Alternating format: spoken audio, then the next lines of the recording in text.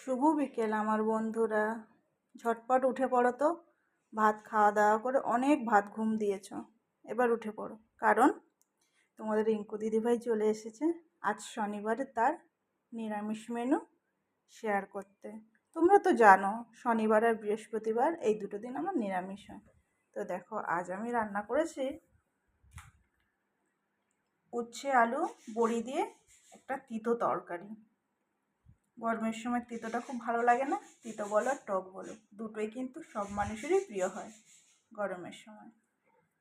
তো আর করেছি বটবটি আলু টমেটো দিয়ে একটা গা মাখা মাখা তরকারি, বেশি ঝোল করিনি আর শুকনোও করিনি, একদম বেশ গ্রেভি গ্রেভি টাইপের।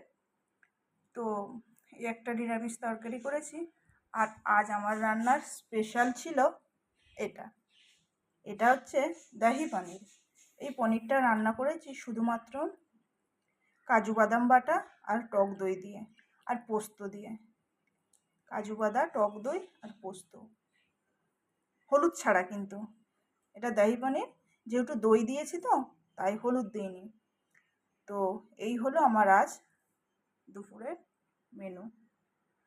তো আমার এই মেনুগুলি কেমন হলো তোমরা কমেন্ট করে জানিও বন্ধুরা।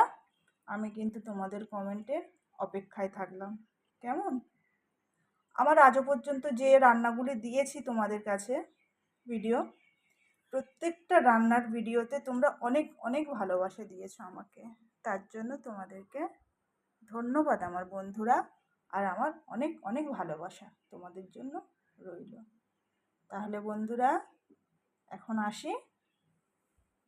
টাটা বন্ধুরা, ভালো থেকো, সবাই সুস্থ থেকো।